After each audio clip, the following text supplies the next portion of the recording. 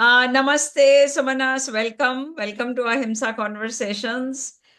And thank you for making the time. So, of course, you're from a Gandhian family, as you've said in your book, third generation Gandhian. But still, what is your sort of earliest recollection of the experience of nonviolence? As a child, Right. So, first encountered the concept or the idea. right. No, it's just because I'm born and brought up in a very privileged kind of space, I would say, because it was completely non-violent. It's filled with love, and I had never experienced any kind of violence in my childhood days at all, Hmm. and I had complete freedom to what I wanted, what I wanted to do, and I think that happened particularly because my parents decided not to send me to the formal schooling. So I was kind of homeschooled. So, but I think I started to appreciate the whole concept of nonviolence probably in later years, probably in last 4 5 years, I would say, because that was the time where I kind of realized how my life is interconnected, and and also in a way existence of my life is in a way direct result of the contributions made by all other beings in the world. So this realization in a way made me to understand how individual good is embedded in the good of all, and any work or act that I do should on in line with this, basically should lead to good of all without any kind of expectation. And that's exactly what Gandhi calls the act of love or act of dharma. So in a way, Yeah. so this is how it in a way it's kind of evolved over time, I would say. Okay. You went to Oxford to study. At what point did this idea, which seems to have later gripped you, of Yeah. development itself as violence, Yes. when, Yes. when would you say that really emerged? Because you went on to do a whole PhD in which the underlying unrest was this awareness. Yes. Yes. So, So huh. yeah. So in a way, because I'm homeschooled, a lot of people, and also we have where the institution has a campus. Janpat Seva Trust has a campus. It's a 20 acres campus next to a wildlife sanctuary. And since I was homeschooled, a lot of had a lot of time and a lot of visitors. They used to visit our campus for various uh, people interested in different things. But often a lot of naturalists, from Mysore and other places, they used to visit our campus and they used to go to the forest to explore different things. And so in my childhood days, I used to go along with them. So in a way, I had spent a lot of time in the forest than in the town itself. So looking at different birds, looking at butterflies, plants, and other things. So this kind of naturally led me to have a very kind of a fond relationship with wildlife. Hmm. And so in early years, I was very clear that I should be sort of spending more time with the forest and wildlife, and I should be learning more about them. So that kind of interest led me to do my masters at Oxford. Hmm. And till then, I would say a lot of the work that institution was doing, inspired by Gandhian ideas, Hmm. I was finding it very outdated Hmm. because because they were talking about khadi, they were talking about organic farming and all that. I was finding it often, we're in the age of computers. Why are we talking about khadi and doing physical work and all that? Hmm. But my keen interest was in wildlife, and it's only when I went to Oxford. So that was the time where I started seeing this whole tension between environment and development very clearly, right? So because wherever we talk about development projects, it was completely destroying the birds, the plants, the tree that I love. So that was just so visible. And then, and also at the same time, I realized that people aspire for this development. Development has become, everybody go and talk to anybody in a remote village or in a cities. Everybody wants to get developed. So I felt that, getting completely out of this whole conception of development is not possible at the moment. But we could actually try to, reshape it, give different meaning to the idea of development. So that's how my kind of quest with the notion of development started. Hmm. And so finally, I ended up working on Gandhi's idea of Swaraj as a part of my my PhD project. Yeah. And What was the yeah, for the master's? last 2 years. What was the subject of the master? Masters. So masters was in biodiversity conservation and management. So that was a master's program I Oh, was into. Yeah. So in a way, till my masters, I was into kind of a very much into science and ecology. Yeah. beautiful. Now, this also drew you to look more deeply at Kumarappa, right? And I think that is where perhaps you have uh, become aware of this term natural order, because you are Yes. Of using course. that term in your book. So, Yeah.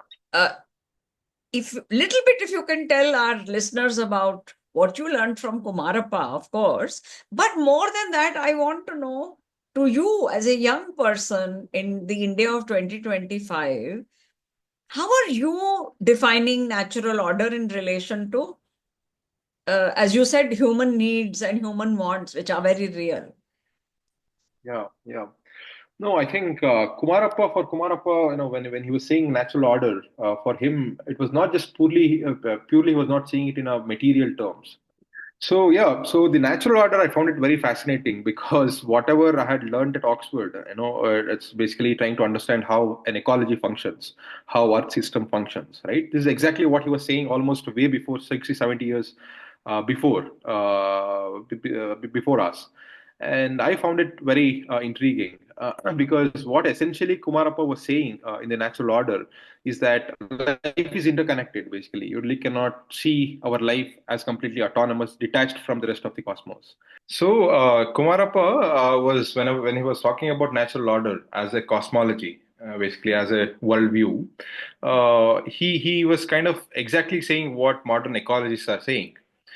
In a way, kind of life is interconnected. You really cannot see it in isolation. And there is a relationship between human beings as well as to an insect, to a plant, to an elephant. Everything is just so interconnected. That's how it functions. This is exactly what Kumarappa was saying in early 1930s. And and also for him it was not just a material connections, but he also tries to kind of carve out a moral element out of this material understanding. That is the beauty of Kumarappa, I would say, because he says that when the life is interconnected, then we have to perform ourselves in a particular way, right? It should be non-violent, or it should act of love, because you really cannot be thinking about only about yourself, because your existence itself is the kind of contributions made by all other beings in the world. So basically drawing this moral elements from material understanding, I think I would say that's the beauty of Kumarappa. So that's why his whole larger worldview, what natural order, what he talks, it was always about a moral and material project. It was never just a material worldview. It's a both moral and material worldview in a way. Yeah. Yeah. And I think there is a grounding there, uh, in a grounding which understands the combination of violence and non-violence that makes up the world.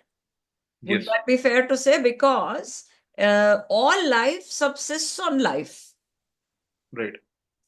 Therefore, if we, call the lion eating the deer violence, then the word loses all meaning at one level. Right.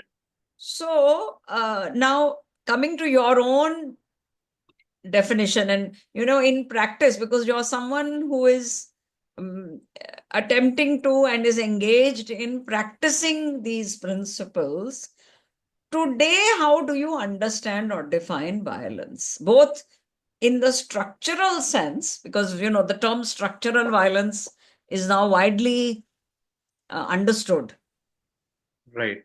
but also, I mean, at a more direct and in everyday life visceral level. How are Right. how are you? Because see, unless we understand what we mean by violence, we can't Right. properly define non-violence. Uh, yeah. Usually, I think that's how people see it. Probably, I think in my understanding or in my own reading, probably very limited reading, I would say that nonviolence has its own independent existence and Mm. need not to be always. looked as something, we should see it from the first. You have to define violence, and then you can come up to a Fair enough. non-violence. I personally don't like to see in that particular manner. Okay, fair enough. Uh, but as you rightly said, even Kumarappa and Gandhi, they say that life actually kind of in a way involves this whole act of violence, right? Violence is a part of our everyday life. You really cannot deny that. So that is the truth. Hmm. That's exactly what happens in ecology, as you say, Hmm. as you're seeing the giving the example of tiger and the deer and all that. Though But I'm this is where suggesting that we not call that violence. right, but Go but ahead. but here this is where human beings actually differs from other beings in the world, right? Because human beings is the only being that could understand or comprehend this larger interconnections, Yes. how our life is interconnected. Not every in all other beings cannot understand this, right? That is the major difference, As far as we because know so far. so far, exactly, exactly. So that's why human beings, there is an obligation from our end to act non-violently because we understand this larger truth, right? So this Correct. actually makes the difference, Yeah. differs from other beings in the world, Hmm. and and I would see non-violence more as an active sense of active sense of love. What Gandhi was saying, I think that is much more appropriate rather than negation of violence, right? So it's a Absolutely. more active sense of love, Yeah. and that's how I see it. And if you see in that perspective, I think there is so much of possibilities out there, right? Even though human nature, it has two dimensions to it. One is the self-interest and the violent, Hmm. and the other one is non-violence or the act of love. It's kind of manifesting on our everyday life. So Yeah. that's also true. Yeah. So it's kind of a scale. So where you stand yourself, Yeah. and so that basically that's how I personally understand non-violence. Thank you. I've also been seeing it more as what you called scale, I call usually spectrum, Spectrum, yes, spectrum, yeah, because it's very important to highlight that violence and non-violence are not a binary yes, exactly. divide. It's more of a kind of a process, and we are all part of that, whatever churning or that Yes, processing in our own different ways. Now, yes, your work has been on khadi. yeah, In your book, you describe how, and you just mentioned it also, that that was your restlessness, yeah, since you were growing up inside the, what shall I say, the historical Gandhian movement. yeah. Uh, then how are you seeing it now? Because you do have your own, you've independently earned perspective Yeah. on khadi as as a core, uh, as manifesting some core principles which are conducive to well-being. So Right. can you just So I think explain that? so yeah, yeah. So I would see that it's kind of it's not completely independent in a way because I have drawn a lot of things from Gandhi and Kumarappa, especially in my current understanding and perspective. Yeah. So I would say that probably in post-independent India, probably Khadi in a way lost its track. So that's how broadly I understand. Because for Gandhi and Kumarappa, Khadi was one of the important ways to build or construct Swaraj, right? Swaraj means basically an exploitation free society where individuals can have complete control over their lives. Basically, how to build that was their central quest. Mm. And especially for Gandhi, he found that Khadi is one of the important ways to do that because there is a particular historical context for that. But that was the larger idea because it was never about weaving a fabric at the end of the day. For Gandhi, it was always about weaving a non-violent society, Mm. right? Mm. But in post-independent India, that slightly got changed over the years. It just became khadi became a kind of a weaving a fabric rather than weaving a society. Right? We Mm. started seeing in a very narrow sense of giving employment to the rural poor. In a way, that's how even in our institution was running khadi activity for a long time, Mm. just as something it's as a service. We are uplifting somebody, right? That kind of a connotation, that kind of an understanding, it was there. But now I see that still holding on to the same objective of building a non-violent society or exploitation-free society, but it has much deeper relevance today, right? Because a person who understands or going through this the larger problem of environment and inequality. So I see that there are a lot of solutions out there still holding on to this same objective of building this Swaraj or non-violent society, right? Hmm. Any Hmm. non-violent society or any exploitative system, it inherently kind of sustainable. Like Hmm. it has a harmonious relationship with ecology and other beings in the world, as well as it inherently brings equality to the forefront. Hmm. So that's how I see it. It's kind of a project. Khadi is a kind of a, for me, it's a still a project that connects to the original intent of Swaraj and non-violent society, Hmm. but it had got much more multiple layers of relevance in a way, I would say. So that's how I see it. Yeah. And so still I'm sort of more involved in Khadi now because of these two reasons. So one is of environment because for always for me the driving force is wildlife in a way, Yeah. right? So the bird, the plant that I love, so that is the kind of a driving force. Yeah. In a way, that is kind of pushing me to engage myself in the activities like Khadi, Yeah. in a sense.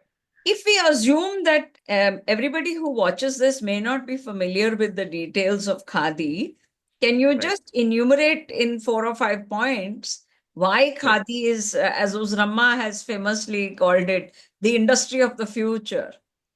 right. In the quest for sustainability. So, if you can Sure. just list quickly the points which make it so. So yeah, so two, three things as Utrama said, or a lot of people are saying these days. So one is it's completely since it involves physical labor, right? At the end of the day, the khadi is a hand spun and hand woven textile, and the whole process involves physical labor. So I would like to call it a human energy rather than physical labor, Yeah, because wonderful. there is a we should have this clear understanding that how an economic system basically that runs on kind of some kind of an energy source, right? Any economic activity runs or drives by some kind of an energy source, Yeah. and there is a relationship between this kind of energy source to the larger human relationships and larger environmental relationships. And today kind of everything is the modern economics is kind of economy is driven by fossil fuels, Mm. and we have kind of two three big problems with the fossil fuels as everybody knows. So one is that is completely non-renewable, so that is a one big problem. And the second is there is a huge environmental impact in the whole process of taking out the oil from the sources and using it. And the third one is very few people have control over these resources, right? So it indirectly creates kind of an hierarchy. Yeah. So I see Khadi as an alternate to this because human energy. Why I find Gandhi and Kumarappa or their emphasis on physical labor is just so essential today, because physical labor or human energy is the only energy source that everybody has access to it, and is completely renewable and very least impact on the environment. That's why I see as Uzrama was saying, any enterprise or any livelihood activities that drives primarily based on human energy can actually lead to a much more sustainable and equitable future. So I see khadi as one of the important examples of that kind. And so yeah, so that is a one, I would say. And the second is more about uh, so how you can build a community around it, right? It's not just only broadly sustainable and equitable future, but much more in a personal sense, Mm. right? Engaging as being a part of a larger community, Mm. and that joy that you get from out of that, Mm. I think it's completely invaluable, I would say. Yeah. Wonderful. Now, one of the disturbing things that you discovered in your journey of finding your own anchor, not your inherited one, in the Yeah. Khadi world, was that you found that how caste discrimination has survived, even within the world of Khadi. And you have a very powerful quotation on page 55 about this khadi worker who talks about how she still believes, in a sense, effectively in untouchability. Yeah. So I'm curious, what have you concluded about why this is so? Why has it proved to be so tenacious? I'm assuming that that quotation is from somewhere in the last 5 years. Yeah. Yeah. Why are these habits proving to be so? uh, almost immovable, but in some sections of society. I mean, there are sections of society where these habits have been completely broken.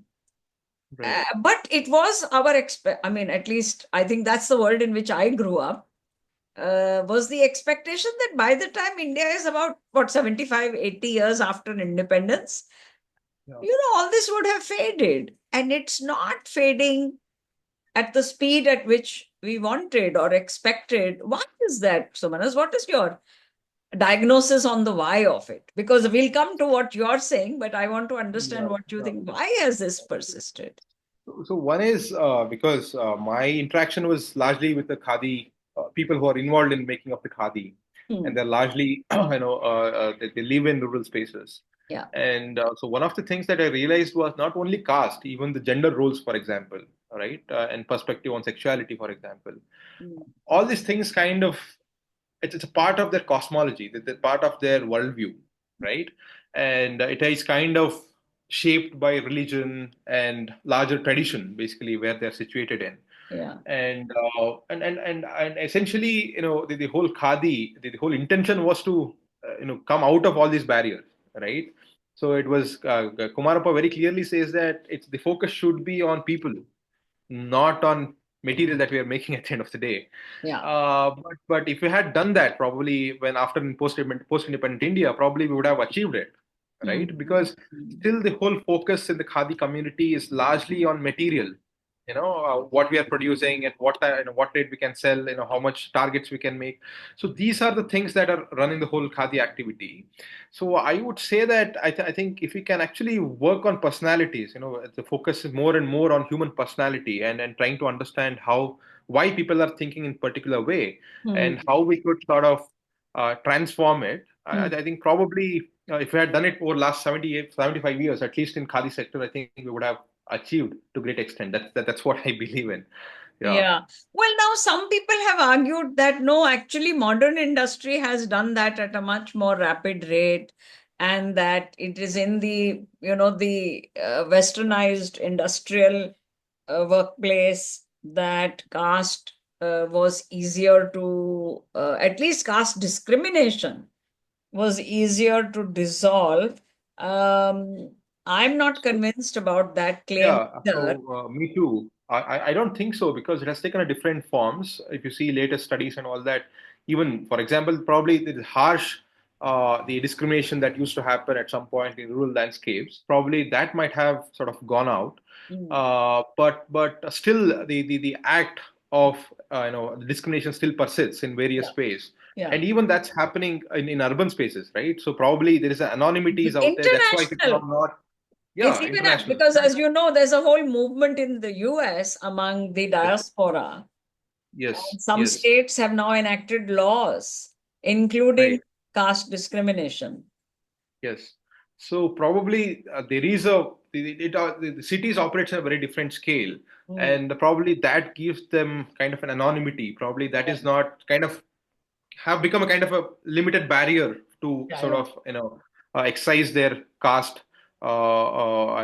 ideas or caste practices. Yeah. But even for example, if you see the latest research of Deepak Malghan and other people, right? For example, the Bangalore, if you take the cities, still the cities, who people, the people, different caste people are in a way kind of getting situated at different places in Bangalore. It's not completely as we are thinking. Everybody, all caste people are sort of living in a one particular place. It's not happening. A lot of segregation is happening within the city's landscapes itself, right? Yeah. So lower caste people, in a way, kind of in a much more uh, you know, kind of a very flooded areas, for example, in Bangalore, are kind of taken over by lower caste people.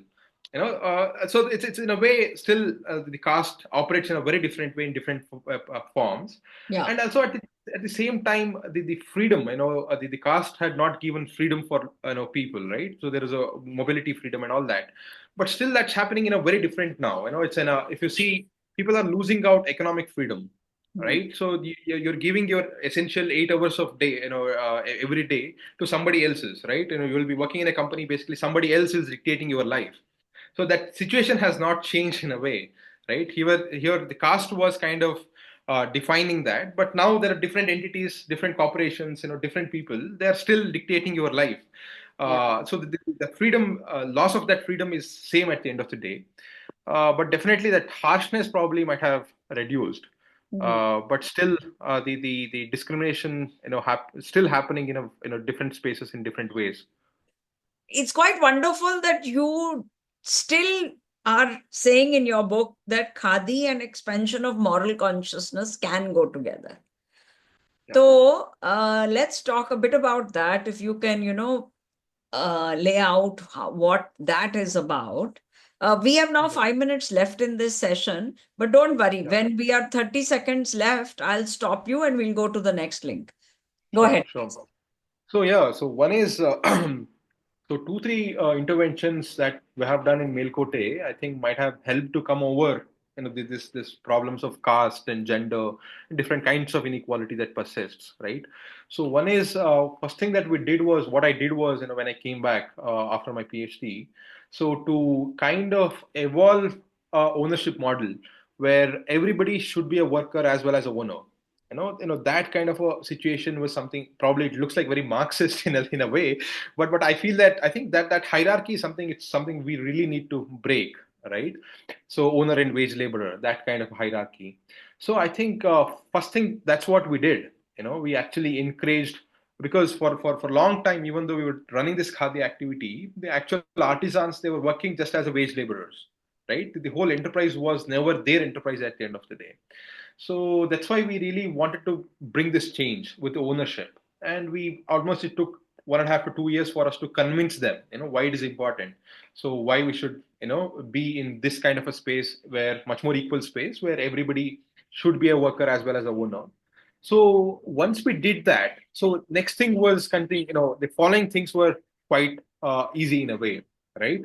So after that, we the other major interventions that we did was with respect to the limit on production, Mm. right? Often in modern production systems, what happens is that there is like a minimum target for people, right? That you have to produce this much in an hour or in a day. That's how it works.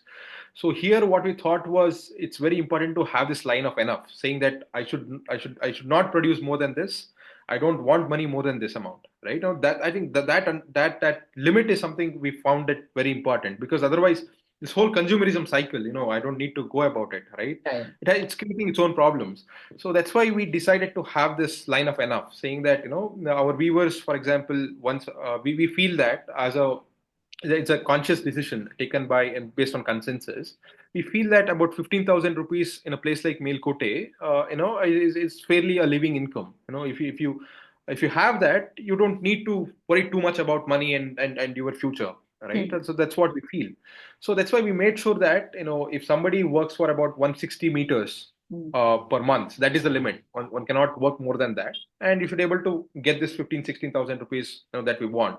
Yeah. So then your rest of the time you should be able to engage yourself in other activities, right? Mm. That's where we started including other things like theater, book reading, documentary screening, Mhm. exposure visits. So Yeah. all these things in a way kind of to work with the morals of people. Mm. The first thing is to work with the material conditions. The second thing is to work with the morals of people. So you have to work with both the Yeah. material conditions as well as the moral landscape. Yeah. So through these various activities, we managed to make them realize how life is interconnected and why we should be thinking about the larger good and why we should be moving out of this caste and gender boundaries, Mm. right? I Mhm. think this constant effort, I think I would say from over the last 3 years, had kind of resulted, as expected, Mm. right? To great extent, in a way. Now, if you come and speak to people, it's a very small group of a dozen people. But Mm. if you come and speak to them, you realize that they themselves, they say that, earlier we were practicing this, now we realize that this is the wrong thing to do, and Mm. all that, right? Mhm. And that was happening in a very small things. For example, we often do this potlucks, right? Everybody bring food from their homes and we sit together and we eat. And till up to probably last 1.5 years back, I was sort of noticing this. There are few people who are not ready to take food from other people, right? And slowly I realized that it's because of the caste issues.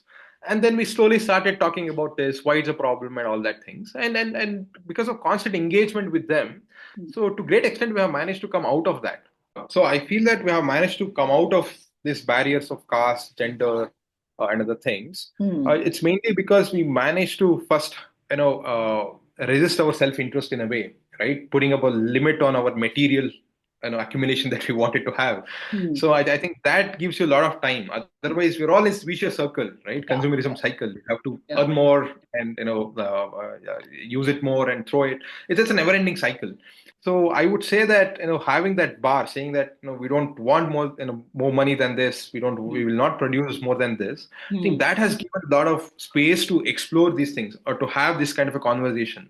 Otherwise, we're all just so busy in our everyday life. You really won't have any space to self-reflect Yeah, on what to which do. includes looking at your habits. Exactly, I exactly. think a lot of discrimination is also continuing due to habit. Of course.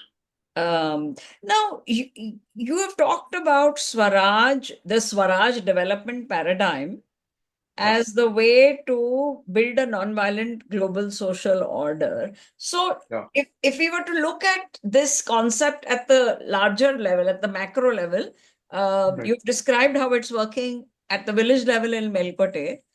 right. How are you, what are you seeing as some of the, I mean, what is your wish list, say, for the next 10 years at the global scale? What would you like to see change and how that would foster this nonviolent global social order? Yeah, so two, three things I would say. So one that comes to my mind. The one is I really like to see the decentralization of power. Today it's for various reasons. It's kind of in a global level. It's in the hands of very few rich countries like US and Europe, and I feel that that needs to be dismantled. And I feel that to do that, I think there is a strong role of satyagraha is out there. Whatever the non-violent resistance, I think needs to be strengthened. And I feel that through the mass movement, I think I wish to sort of in a way dismantle this centralized power structure. Yeah. And the second one is definitely in terms of economics, I really need to see much more focused on self-sufficiency rather than efficiency. Right? Today, modern economics is driven by efficiency. In a set limit, how much you produce and how much you consume and how much you throw, that becomes a criteria. Yeah. But instead of that, as Kumarappa was saying, it should be based on self-sufficiency. It should be about reducing the distance between producer and consumer. Yeah. So I wish to see more and more people should able to engage in these kind of transactions Hmm. where reducing the distance between production and consumption. Hmm. That is the second. And the third, I would say, is I don't know, rebuild back with nature. I know. I think it's something just so essential. I really like to see that happening. Yeah. Right today, it's completely the alienation from nature. I would say that is the root cause for all these larger problems. I think if we reconnect back with nature and if we start understanding how nature functions and how we are part of nature, Hmm. essentially, I Hmm. think uh, I think Sumanas, hello. yes, yes. You're talking about, you were saying how we reconnect with nature. That's Oh, what So reconnecting back with nature and how we understanding how we are part of the larger whole. yeah. So that gives you a kind of a solid ground to build this kind of a non-violent global social order. Sure. Now, one of the successes of the last 30, 40 years in the wildlife conservation dimension is that today we have an escalation of wildlife and human conflict, Yes, yes, especially in these, I mean, in areas that are bordering, in the human settlements that are bordering the forest reserves. And that raises some, actually, your Swaraj development paradigm is perhaps the only way that can be addressed. But any practical ideas or any observations, because you're so much engaged with the wildlife question, what are some of the ways that, of that can be addressed where there is non-violence both to the animal and to the humans? of course, yeah. So I think we really need to see our relationship with wildlife and nature in a very different way, right? Because the idea of conservation, whatever we have, it's a very colonial.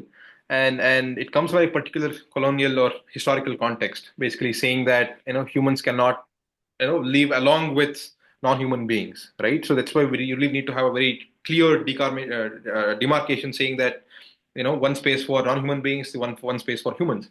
So I think that is completely false, and that's how I see it. Right, so it really in places like India, it was always coexistence. That's still happening. So, for example, if you take examples of leopards, for example, right, they are living in Mumbai these days, right? So quite far from the so-called forested lands, and still people are living along with it, and in places like cities like Mumbai. And in rural spaces, it's much more coexistence is out there, because very recently we finished a Padayatra in Chamarajanagar district, right? So where we went through a lot of Adivasi, we met a lot of Adivasi communities, and they had this complete coexistence understanding, how we are equals at the end of the day. So I feel that we really need to shift our idea of conservation from seeing this as something human centric to much more based on coexistence, and how they're not completely the wildlife is not there to tame it, right? Tame it and control it. That kind of a understanding of nature that we have, that is driving this our current idea of conservation. So rather than, we should able to appreciate how we are part of it, how we're all together in this. So I think that is the way forward. I would say that coexistence comes only if you understand this larger truth of interconnectedness, and leading a life of based on dharma of love and other things. Yeah. But of course, we are also seeing this challenge rise in society between humans, right? Yeah. That coexistence, which was there in the past, has been Right. undermined. And today we have what some people perceive to be an epidemic of Right. hatred and animosity. Right. So, before we close, can you share some insights and tips with young people on how to deal with this? Because my reading of the situation is that many young people are instinctively drawn towards the values of love and compassion as nonviolence, but Mm. they are not confident sometimes about how it can be lived in the face of the opposite energies being Right. louder and more aggressive or assertive. So any tips from your experience and your own observations, which would help young people who are journeying along this path? Uh, so I would say that I think that strength that you get to hold on to this path of compassion. It only comes from how what extent you have kind of this vehicle is moving.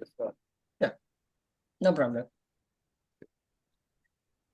So that strength of holding on to the path of compassion, I think it can only comes from how deeply you are sort of connected to this understanding of life is interconnected, right? Even the opponents is also a part of the same larger whole.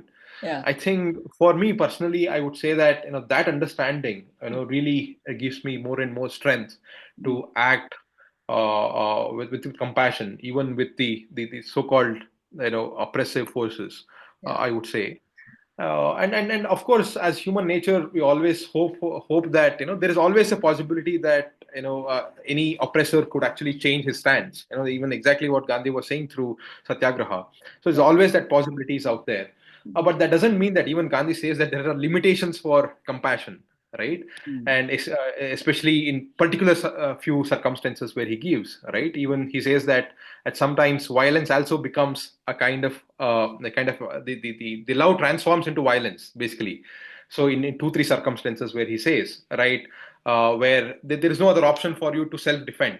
Mm. It's a very act to be very reactive. You have, unless you take some stand, your life will be in complete danger.